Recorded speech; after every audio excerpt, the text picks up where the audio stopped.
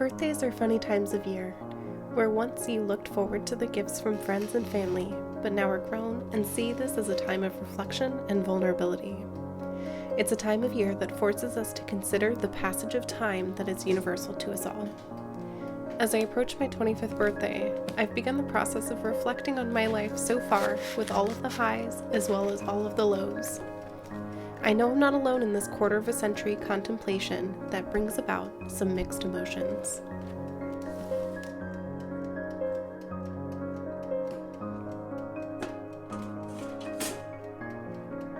A lesson I've learned over the past quarter of a century is that spontaneity is not inherently irresponsible. I've lived so much of my life fearing and judging those who are able to, at the drop of a hat, decide to do something. Even just a couple years ago, I couldn't imagine not having something in my planner weeks in advance. With all that has transpired over the last year, I've realized that people weren't being irresponsible with their decisions. They were just living in the moment and recognizing that life is too short to spend every moment preparing for something that hasn't happened yet. Living spontaneously is a practice I look forward to incorporating more of into the upcoming years of my life.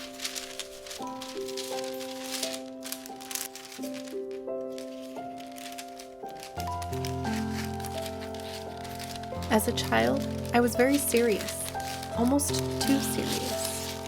A joke would go right over my head because I'd take what they had said at face value and very personally. I cried daily for many years and was just labeled a sensitive child. As an adult, I want to say to that little girl that cried every day that it's okay to feel strongly and to experience those emotions exactly as they manifest. It's also okay to acknowledge that you can't control the world around you. That kid who broke their own crayon will deal with the consequences just fine. That is not your issue to worry about.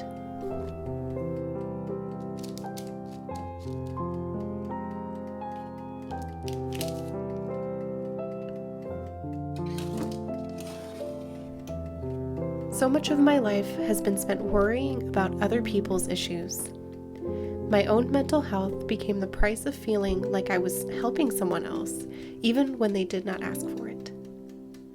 I was beyond willing to take on the weight of someone's misfortunes, if only to feel like I was doing my part, like I was being a good friend. This is not what makes a good friend. How can I be a good friend to others if I am not kind and friendly to myself? It is during these times of reflection that I must find ways to be kinder to myself in order for me to be kind to those around me.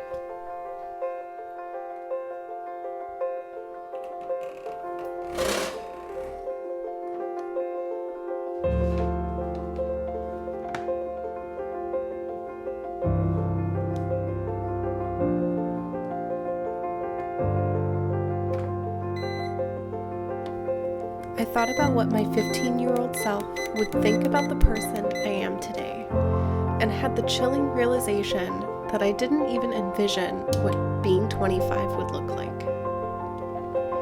At 15, I was a walking contradiction.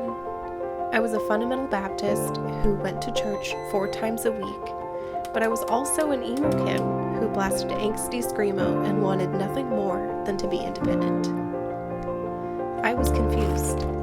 I lived a double life. All I wanted for the future when I was that age was to fall in love with a cute boy, go to college, and that was kind of it. I didn't ever think about what life looked like after that.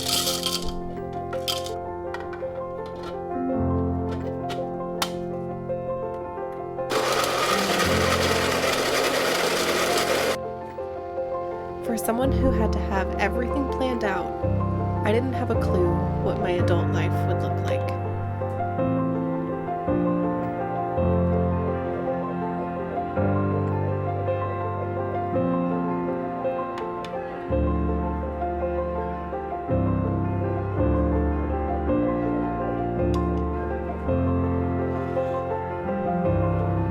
I wish I could go back in time and tell my 15-year-old self that life is all about the small, day-to-day things. That this life that I'm living right now is just a more complicated and complex version of all that you had hoped for. You spend your days loved by a man who plays guitar in your living room while your cat sleeps beside you on the couch. You work in a field you love, and even if you have days where you can't handle the stress of work, you still love your job. You also get out of the closed-minded church and learn so much about the world and all of the different people who share this planet with you.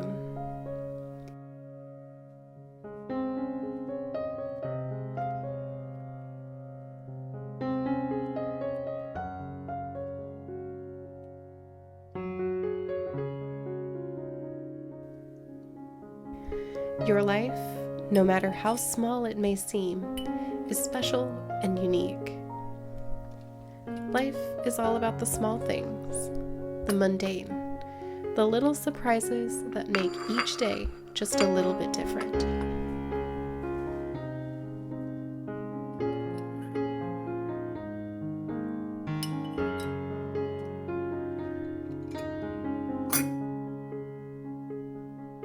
As I spend this time reflecting on what my first 25 years of life have amounted to, I'm encouraged by the obstacles that I've overcome to get where I am today.